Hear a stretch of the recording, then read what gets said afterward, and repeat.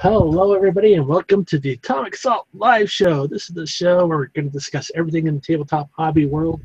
Again, as you see, today is a hobby chat day, so we're going to be working on some stuff and discussing all the topics in the tabletop hobby world.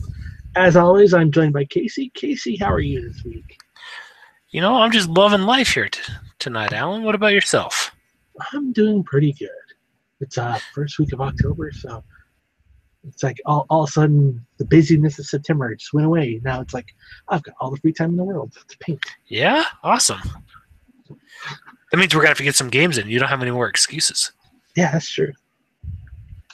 Well, speaking of gaming and all that, what have you done this week in the... Boy, it's been a busy week for me. It doesn't feel like it's been a busy week, but when I stop and kind of look at it, I'm kind of amazed. So, first and foremost, on the modeling front, you'll see I'm still working on my Infinity stuff. Let me just finish painting his junk real quick. Yeah, Drakios, the Corvus Belly's response to people who say they objectify the female body. They say, fine, we'll objectify the male body. So I built two of these little guys.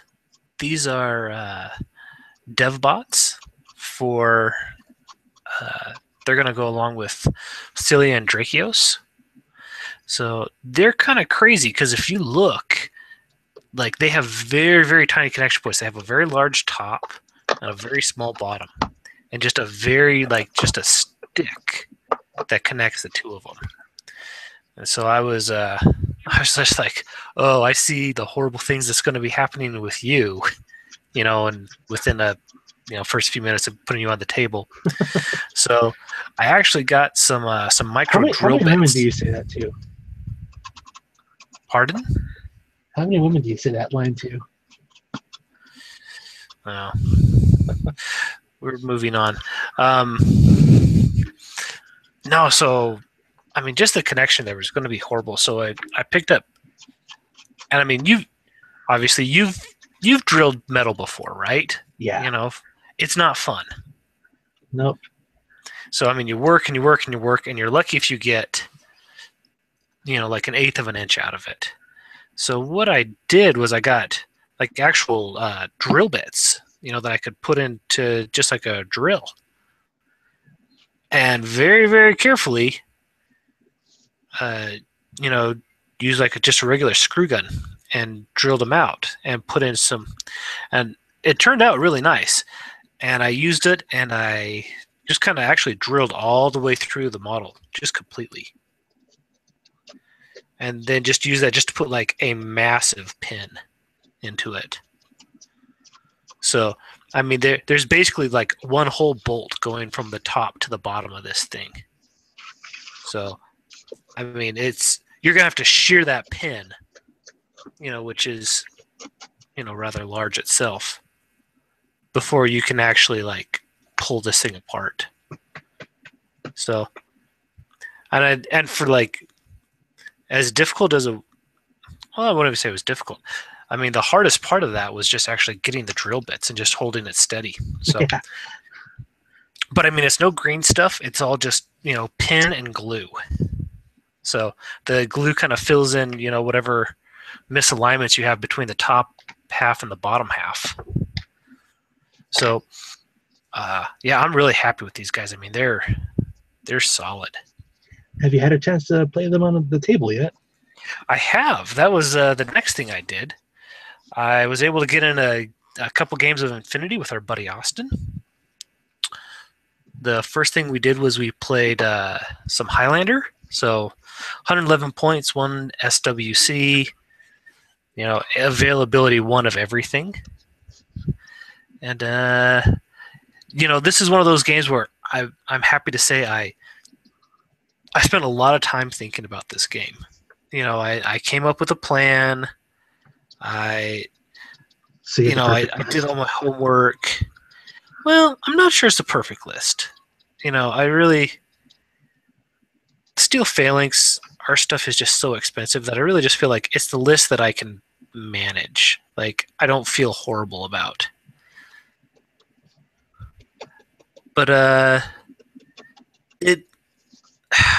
it's just tough because like Austin has such a good army for this. He's using his nomads, and so he's bringing lots of crazy koalas.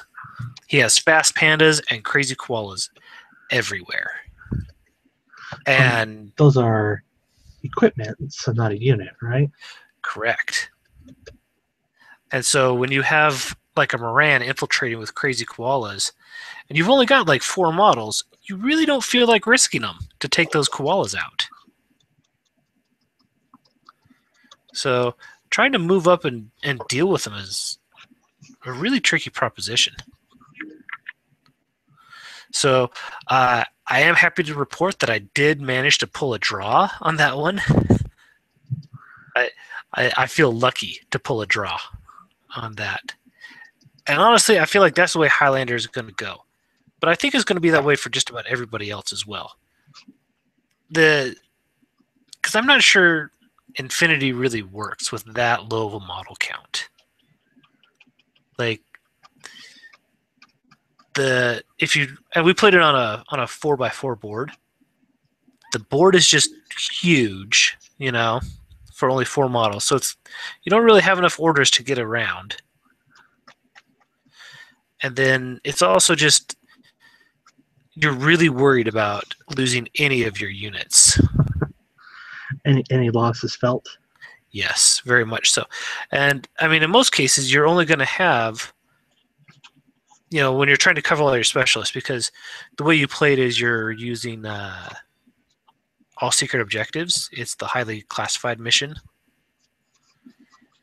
So, boy, it's, so I mean, you might only have like one person, for each kind of specialty. So you might only have like one hacker or, one engineer. And so if you lose that one engineer, goodbye secret, goodbye objective. So I'm not sure I actually like it. Like it's a little different, and that's kind of nice, but I don't think I would want to play it very often. I don't think it's quite my cup of tea. And then we also played a 300-point game. This was one of the ITS game. We're getting ready for LVO. So we played Coffin Raiders. I really like the list that I brought. Everything was very mobile. I studied the mission. I had a good plan for it. I got everything all lined up, set, and ready. And I just got worked. Like completely and totally worked. So, so those were my games. And to be honest, it was mostly because I made some dumb mistakes. Like Austin, don't get me wrong, he's got a great list. He knows how to use that list.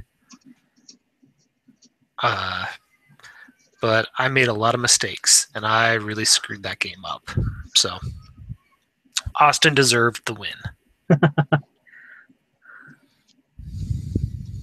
Well, it sounds like he had a nice learning experience. It's good. There's I've played Steel Phalanx for a long, for just about, the whole of my Infinity career, let's say. Well, it's your second army, right? Yeah, but I only played Toha just a little bit, and that was mostly because they were given to me.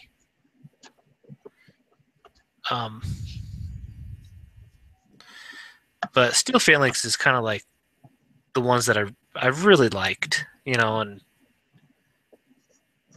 I've always played it like very one particular way.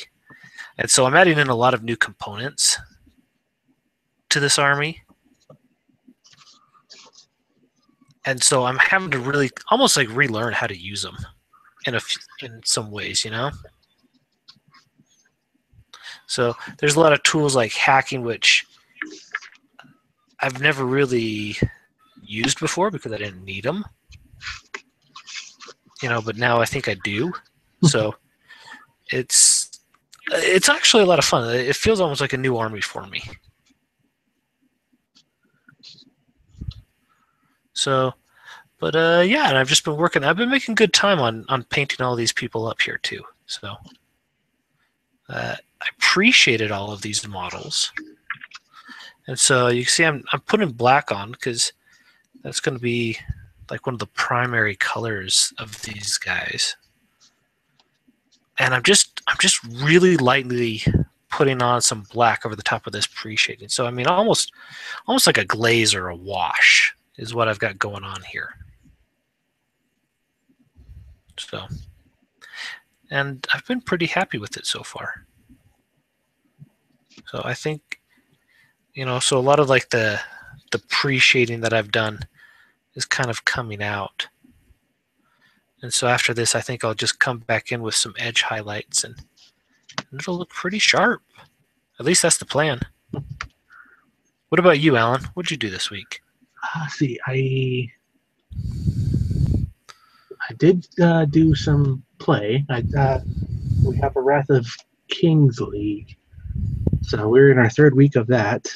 So I was able to get some play on. It's a slugger league, so I'm slowly still learning my army, and it's one of those situations where it's a new game system, but you have to pretty much take everything that you've learned from other games and try to take it out of your head. Yeah, I've looked at the rule mechanics and it's fairly different. But how are you liking it? I mean, I know a lot of people kind of look at it and have been calling it the fantasy replacement. How do you feel? Like, do you think it deserves that title? If you're ever into confrontation, the miniatures are very similar. I think they have the same artist, but it's the play of the. It's very fast paced. You don't have to do much. Or there's tactics involved. But like if you are just going to go into it trying to browbeat your opponent, if they're playing by objectives, they can easily just whoop you up on you real quick. So it's one of those games where you have to have your objectives in mind. You can't just go running across the board at the other guy and just clobber him and punch him to death. They have a mechanic called motivation, and for every three individual people you lose a motivation in your army. And if it happened to be one of your leaders and all that, you lose another motivation per rank of leadership you are. Mm-hmm. So in the match I had, it was just the two armies just hit each other, and it was just a grind. And I guess we should say, like, this isn't a you go, I go type. Like, it's a alternating activations, correct? Yes.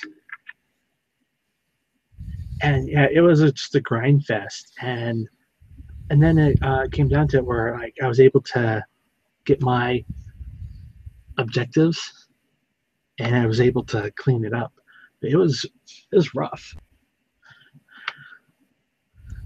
But that was it for play. I have been busy in the modeling world. As you can see, I've got my Grey Knight, Dread Knight here.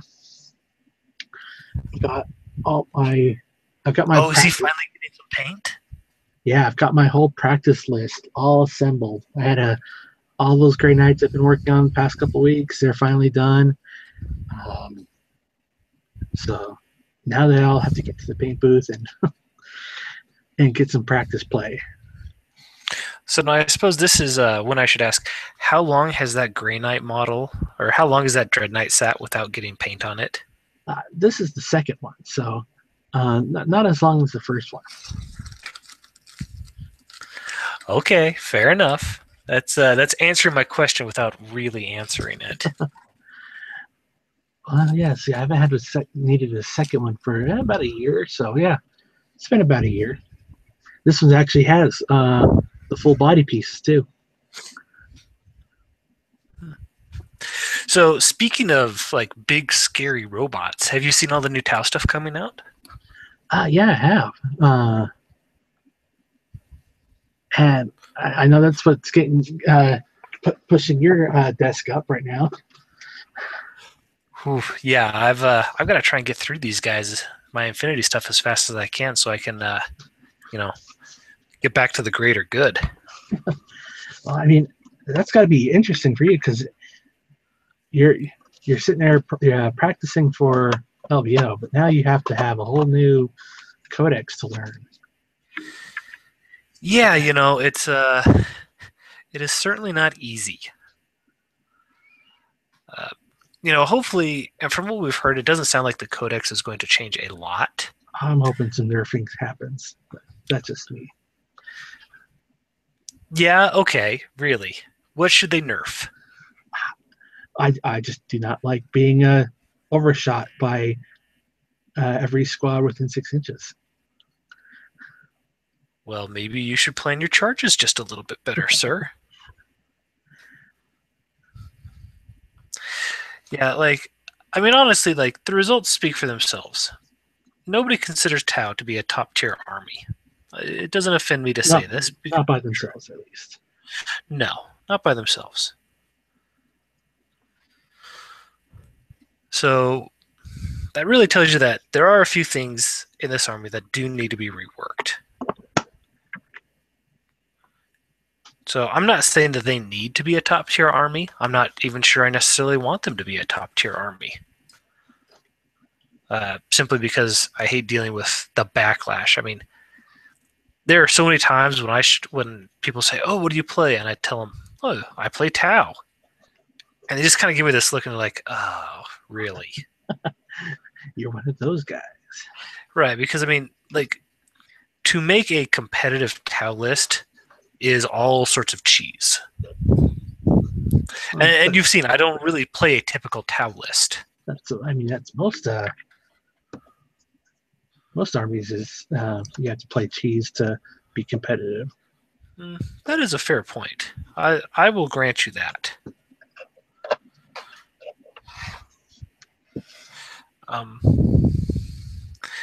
But yeah, I'm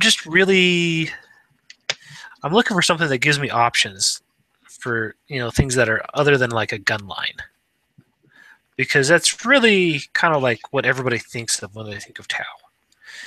They don't think of infiltrating stealth suits or precision deep strikes, hit and run techniques. It's just lots and lots of missiles coming at you. And I mean, there's a good reason for that. I mean, lots and lots of missiles work. So, but what we've seen so far. Yeah, the new suit, the Titan Killer. Okay, so are we talking about the Forge World one, or are we talking about the GW one? Well, the GW one's the one that's on pre-order right now. Right, because they GW keeps on calling it like a night killer, and I'm not sure where they get this idea from. Maybe it just has the black sun filter, so it takes away the night. Okay, there we go. Yeah, they kept their spell check kept accidentally adding a K every time they were spelling night. I'll buy that. That makes sense. Well, I mean, I haven't looked at the White Dwarf. Have you read the specs on it yet? I have. It's he says saddeningly.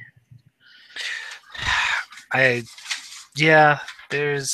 a little bit of disappointment going on here.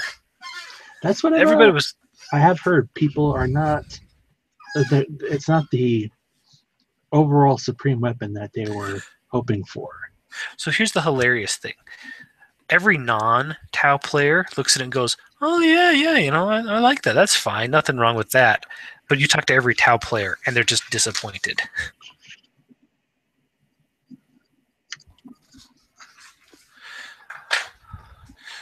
And the reason for that is we were all hoping that this was just going to be,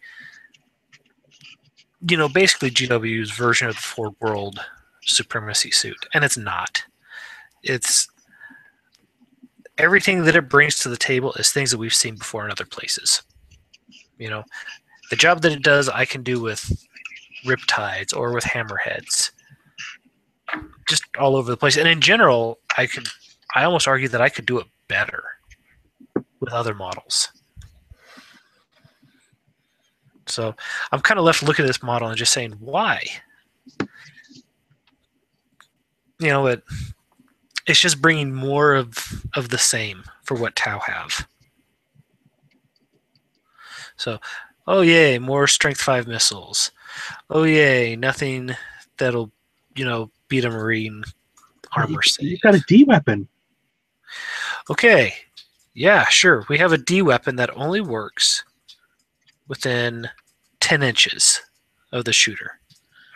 So what do you want to use the D weapon on? You want to use it on Death Stars and Knights. And both of those are units that I do not want to have within 10 inches. Because even if I put out the struts and I get double the shots, four strength D shots are not going to save this thing.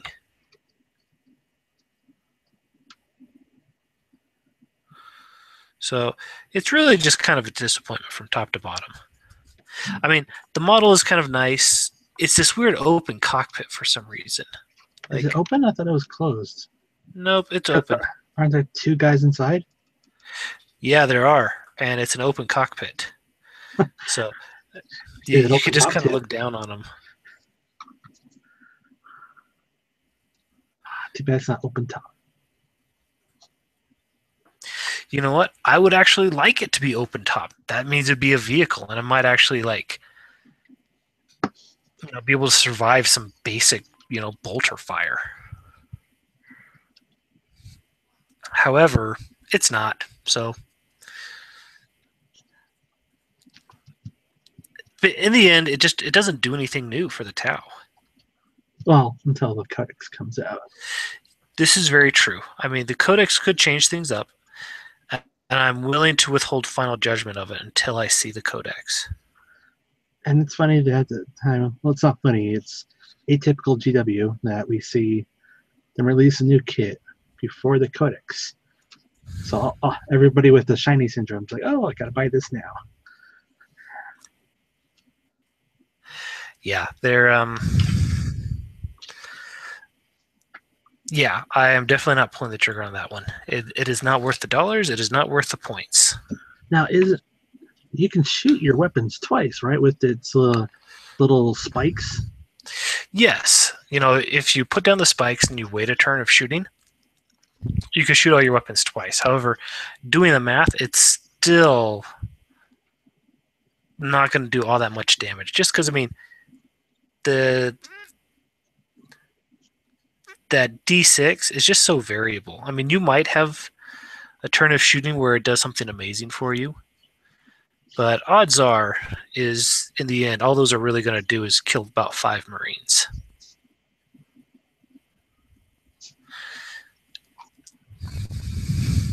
So forgive me if I don't get overly excited. Now, the one interesting one, on the other hand, is we see the Ghost Keel suit,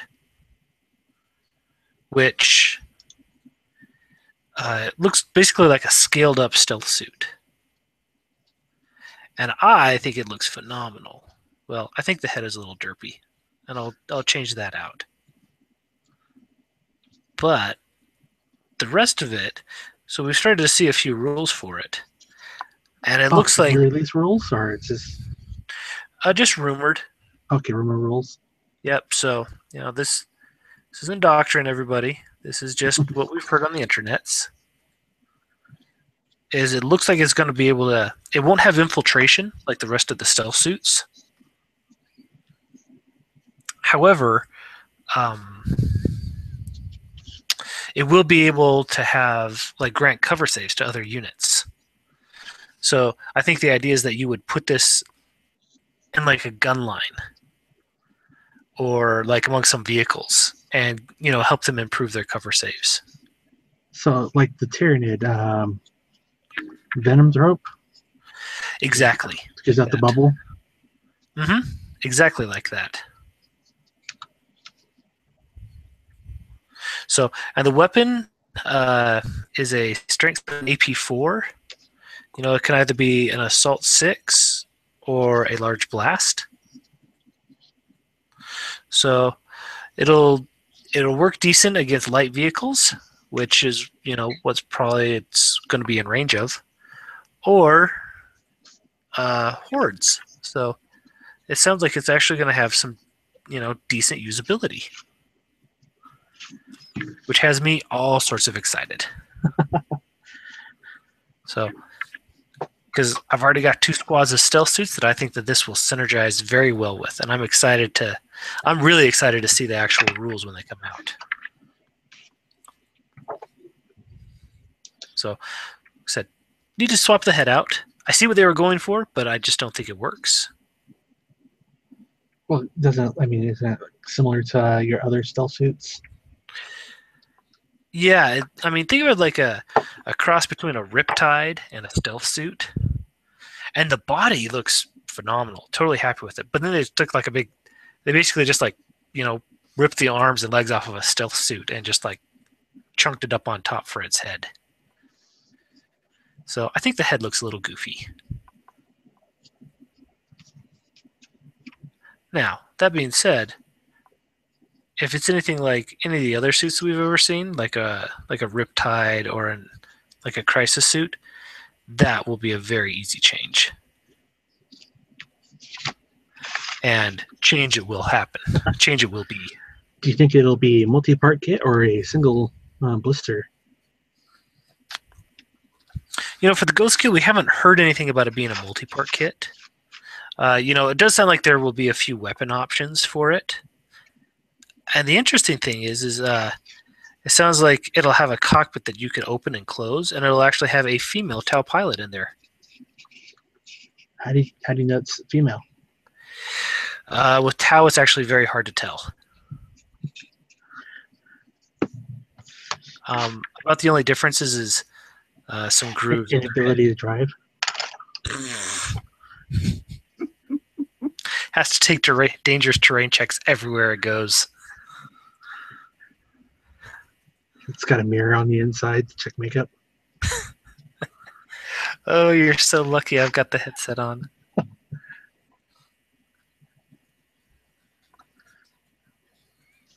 Women drivers. We shouldn't make fun of them because they try really hard. And control your access to happiness. Yep, they do control access to brownies.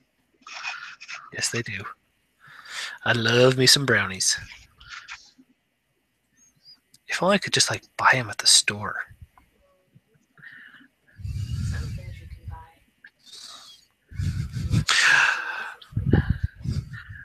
buy. You best quit now before you have to sleep on the couch. Yep, I'm done. You talk now. So knitted Tau on the way. So you're pretty much decided on not buying the new kit, eh? Yeah, just it's one of those things that's just really hard to justify when I see what it does, and it's very clear what it does. It's as much as the other Titan kits. Yeah, and would you rather have that or a Night Titan? I've already got a Night Titan. You do? Yeah, I've got the plastic kit. Do you have anything else? Yeah, in fact, let me move away my MDF painting.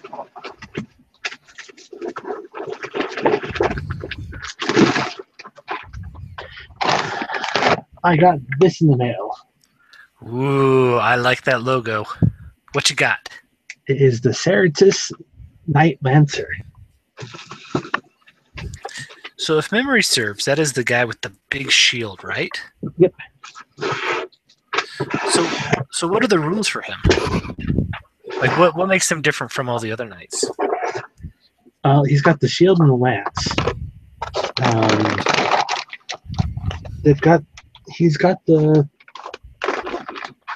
He's the Ceratus, so that means he can move 3d6 on a run instead of 2d6.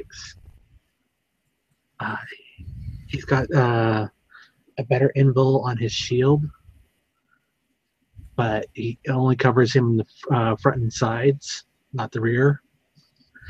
And he's got the Meltalance, which is a shooting profile. I think it's a very limited. I think 18 inches. But then he also gets a +1 initiative in close combat. That is huge. Now, how hard does he hit in close combat? It's a D weapon. Yeah, so that extra +1 initiative counts for a lot then. And then since I'm taking this to the LVO for the night joust, I figured it's gonna end up more close combat because none of the knights really have anything that can damage as much. Mm-hmm. So I figure it's gonna be down to close combat. So he's gonna be the one that gets up in the dirty knit grit. And He I who picked up. strikes first strikes best. Yep. And I picked up this too. Brand new. A Night Scion seated. Yep. It's the pilot. And it's a Imperial Knights. It's an Imperial Scion Knight. Interesting. So, like, is this just going to be like a hobby project then? No, he's going to be the pilot that goes on the inside. Because originally I was going to have the Scions with my force, but they didn't turn out so well. But I figure he looks a lot better than the Imperial guy. Yeah, the pilots on a lot of these knights have kind of been a bit of a letdown for me. I just think I just kind of come from myself by saying, well, I would never open it up. So now he's cool. I mean, he's more robotic. And so now I have to figure out what to paint my knight.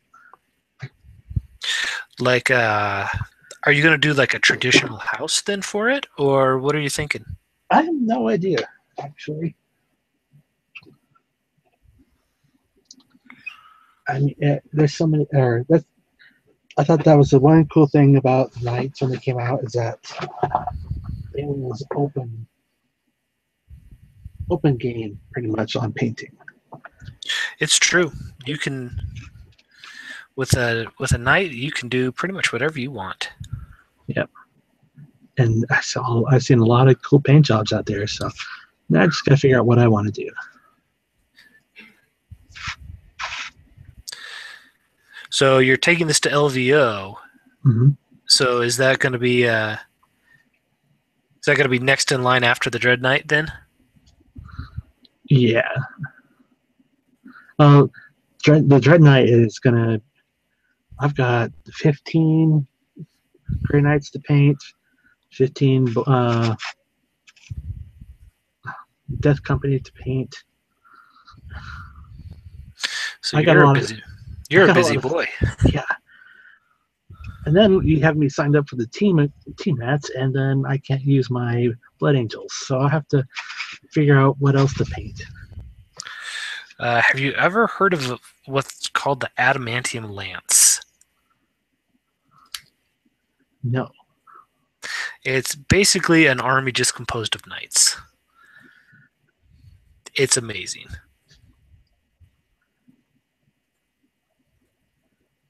I mean, it's not unbeatable and it's not unkillable, but it's really going to make your opponent work.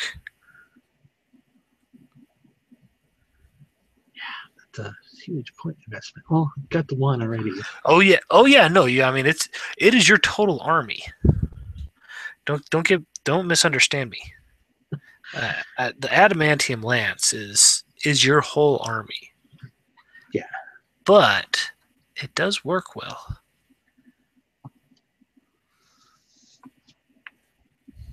So I think you ought to look into it, is all I'm saying. Yeah, You might be happy with what you see there. We'll see. And then because I'm a painter, not a. I've also got this. Forge World. I can't see the other part. Mars pattern. Oh, Warlord Titan head. just the head? Yes. Where's the rest of them? I can't afford all that money on resin. Yeah, I hear you. So, are you going to be buying a Warlord Titan like in pieces then? No, I think I'm going to paint this up as a display piece. Okay. But I mean, that's the size of the right there is cow, and it is as tall as this, or taller than the Space Marine Librarian. Well, it is a knight. Yeah. So that's just the head.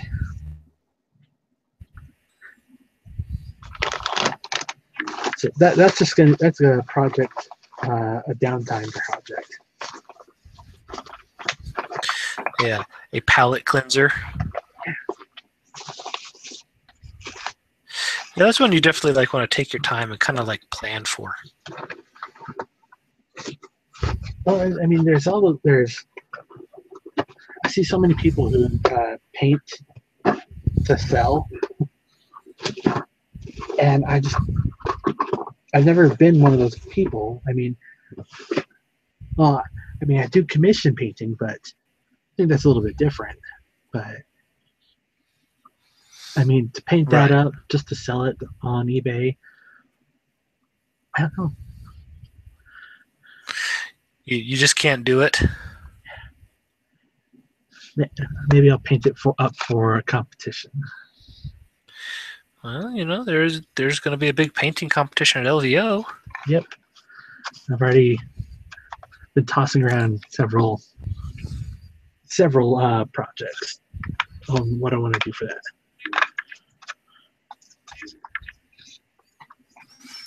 Any ideas? I'll probably represent some Infinity. Always a good choice. Infinity used to be kind of everybody go like, oh my gosh, what is that? But people are starting to kind of get to recognizing them. Yeah. If not the particular model, then at least the style. I mean, I've got Tarek Mansouri here that I'm going to restart. I'm going to redo his armor because I've learned some new stuff now. So I'm thinking about doing him because he's pretty cool. He is a cool one. I mean, I've also got this Kingdom Death stuff that just came out, nicely detailed, good materials. Boy, I mean, you know how much I love Infinity, but I think you got to think about doing some Kingdom Death. That would be really sweet looking. Yeah, and then I've got some all of my miniature collection here. I've got Arena Rex stuff. I mean, this game, I think it's more boutique than play. I mean, I haven't played it yet, but the miniatures are very, very nice for like a boutique line.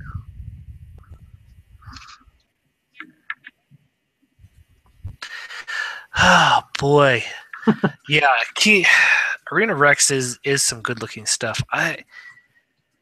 Kingdom Death though, man, people it's got a stigma about it, and everybody just knows that stuff is good. Yeah, and I mean, especially like this. This isn't the Knightsman, so there's no dong or gratuitous body parts. It's not a wet nurse, is what you're saying? It's not a wet nurse. I mean, there's some things that are a little strange. Like, he's got the hand motif is a big thing for Kingdom Death. So it does Why have. is that? I assume, have you been reading the rules and like the fluff and stuff for it? It's just how that world is. Like, all the bases are stone heads and all that. There's a character in there called the Scribe. He's pretty much like a god character. Whatever he writes comes into reality. So when the survivors that wake up at the start of the game, they wipe ink off of their eyes to see. And so it's just them being created in out of his whim. Why is he creating all these like poor people that have to deal with all this horrible stuff? He's a god. He's a god character. He's, just his amusement. Yep. What a jerk. So yeah, I mean, so there are there's some hand motif on here, like on his legs, up on his chest plate. He's got like a hand, two hands covering a mouth. His helmet is a face and some hands, so it's very weird, but cool. Well, it's okay, dude. It's Kingdom Death. Of course, it's weird. Yeah, it's weird, but in a cool weird. Yeah, it's like in a labyrinth kind of weirdness. Yeah, it's a good.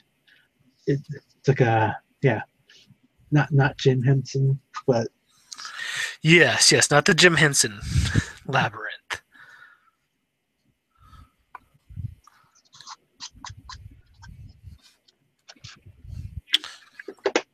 So that's what I would go for. I mean, just because the Arena Rex is cool, people are going to appreciate it, and they're going to say, "Wow, it's a neat model." But the Kingdom Death, just with its weirdness, is going to garner attention. So yeah, that's just something I have to think about. Oh, you poor thing. Yeah, so many miniatures to paint. So little time. And with the way that we both paint, it's going to take forever. Yeah, because we're both. It's just we're both very meticulous. I would also both just like have ideas of what we want out of a model, you know? It's not just like, well, I'll slap some paint on there and we'll see how it turns out. But that, boy, I felt bad. There was a kid, he had posted some of his work and he'd done like a little diorama. It was a dark angel fighting off like a cyber wolf or something.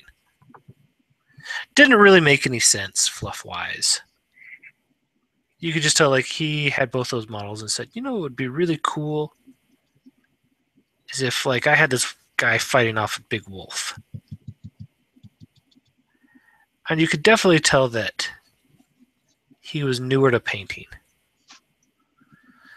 And so like when I see people who are newer to painting and who are obviously doing their best effort and are looking for, feedback, I try to be positive with them.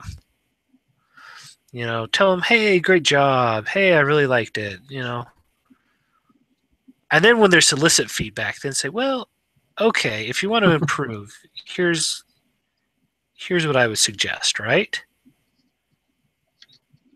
But no, like 2 or 3 people just jumped on this kid and just said, this is wrong, and this is wrong, and this is wrong. And you need to do this. I just felt bad for the guy, Like, was it perfect? No. Was it even very good? Not really. I hope he's not listening tonight. But it wasn't. But that's not what he was looking for. I mean, he was looking for some validation and some feedback, and because chances are he's doing this all by himself, away from other people. And so when we come online, we're looking for people to help kind of lift us up. And instead, these people were tearing him down when they really didn't need to be.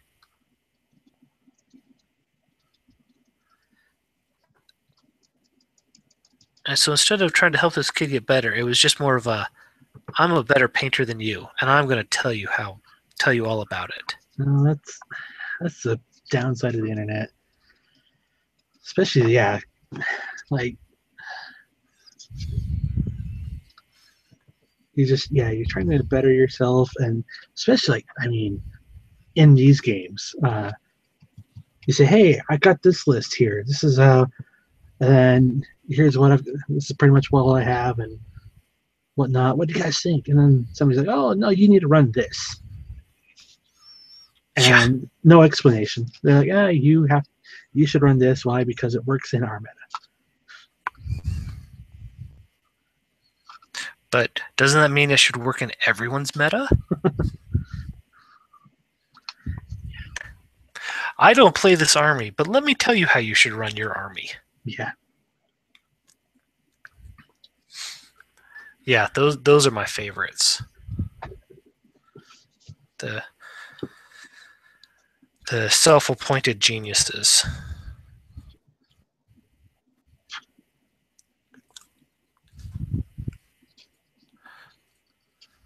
So I don't know. We're running a little fast here, man. You got anything else you want to talk about? We'll be seeing more Taos soon. That's the new thing for October. No longer any more, but not as much Sigmarines. Yeah, I think we're all happy for that.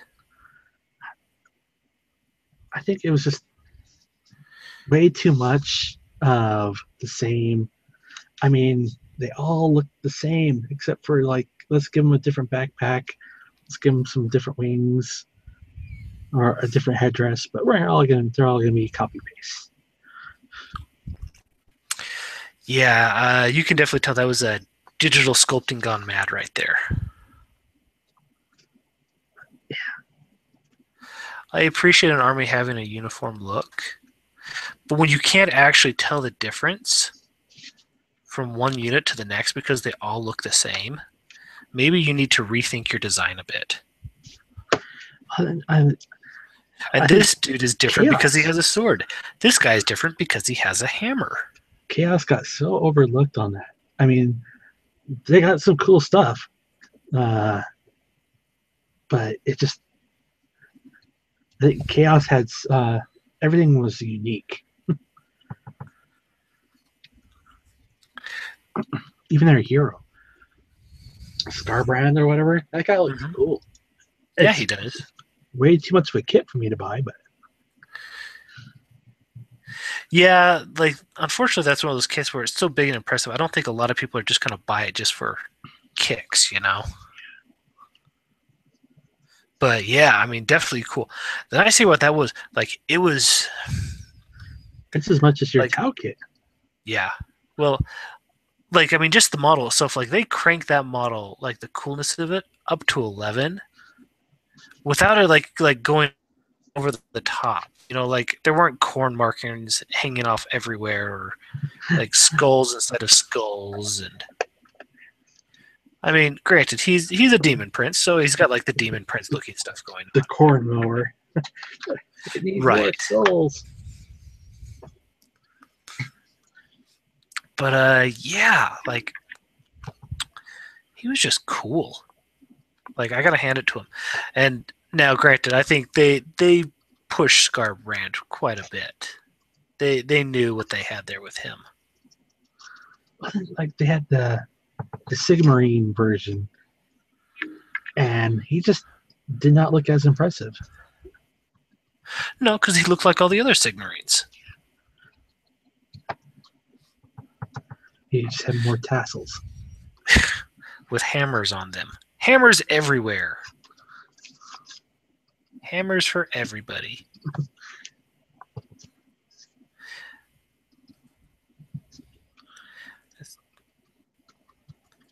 Yeah, he was... Like, I'll admit, like, when I first saw the the Sigmarine aesthetic. I was like, you know what? It's not my thing, but it's kind of cool.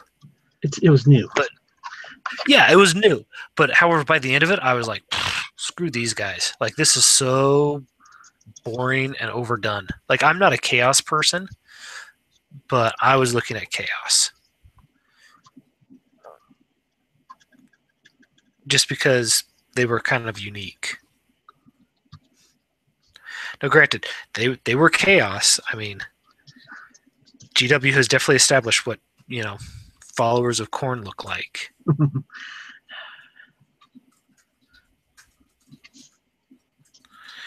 But yeah, at least they were a little different, Oh, well, that's all I've got for this evening. What about you, Alan? Yeah, I think I mean, I've been busting out these MDF kits. I will say I do enjoy the painting of these. Yeah, you liking it? Yeah. It's a change of pace, isn't it? The only thing I do not like about the MDF stuff is that the material, like, I mean, priming it and everything, it still has a weird texture to it. Yeah. And as far as I can understand, that's just inherent to the materials. yeah, because it's just sawdust and glue, pretty much. Pretty much. So I was thinking, like, oh, I'll do some oil. Do some oil weathering on these just to make it. Oil weathering. Ooh, brave man. Okay. But it's just how the materials themselves. I just don't think it's gonna work out. But I mean, I've been doing this stipple brushing, so I mean that's how it's looking right now. Kind of that it's been used, rusty type of stuff. Yeah, I've had a lot of fun weathering my MDF terrain. I don't really like weathering my models. I like them to have kind of a clean, straight from the factory look. But weathering that terrain has just been a lot of fun. So I'm glad you're enjoying it. Yeah. I've got to get it done, and then I'll ship it off.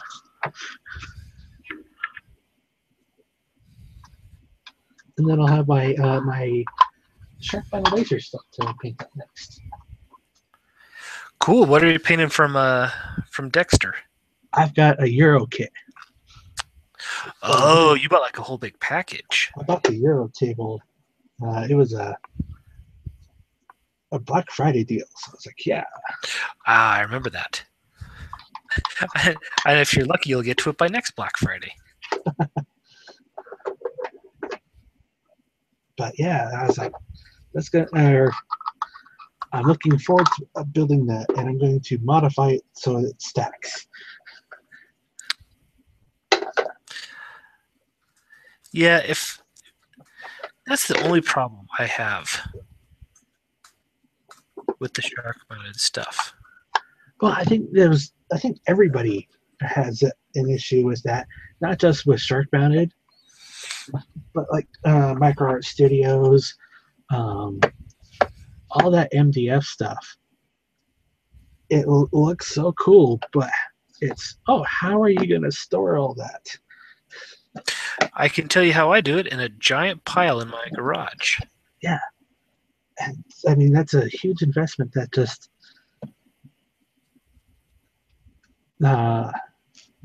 takes up space. And then if you're going to be taking that to a store, it's more logistics that you have to worry about. So that's why, like, when he did his flat pack terrain, I jumped on that Kickstarter. Has that stuff shipped yet?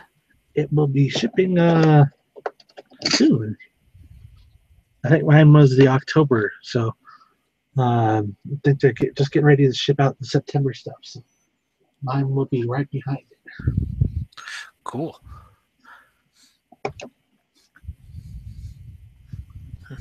Yeah, I would just make sure you seal everything really good on those when you're done and in between steps. Just because the material is so hard, I've found that it can chip very easily. Okay, that's what I was wondering.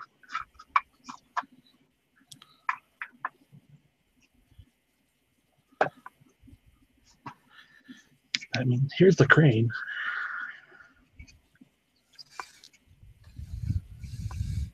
Is that all glued together, or are you going to disassemble it? It comes. Made it so it's two pieces. Okay.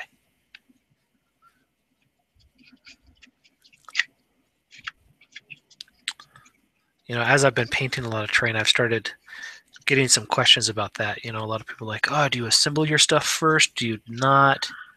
No, And the answer is just really, it depends. yeah, with this, I'm half tempted to say that if I were to, because these are all underground laser stuff, I would say I would be half tempted to spray my primer coat while it's all on the, while it's still in the package or in the frame. Just because you get some, when it's all assembled, you get the shadowing is very hard to get with the primer. Yes, it does. But I mean, if you just do it all while it's in the flats, then you can go and work it. You work it, sir. Yeah, work it. Yeah, that's, you know, honestly, like, that's the thing, is it just depends with that stuff. Like, dry fit it first, and if you've got a tight dry fit, then you're probably better off, you know, trying to assemble it beforehand. But if it's a little loose, then I think you're definitely better off painting and then assembling. Because like you said, you can just get your shadows and your fades all really figured out well.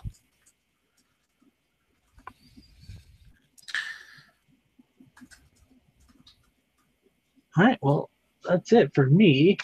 That's it for you too, right, Casey? That's all I've got. All right, well, thank you guys for watching. If you're a Tau player, put it down in the comments below what you think of the new Tau kit. Is it something you're going to pick up? What, are you going to run multiples of them? Let us know. We'd love to hear from you. And as always, tune in next week for the same high quality show. Like this video if you like it. Subscribe to see more. Casey, anything else? As always, if you've got anything that you'd like to share with us or you'd like us to talk about, just drop us an email at theatomicsalt@gmail.com. This is The Atomic Salt, and we've just blown your mind. Good night, folks. See you next week.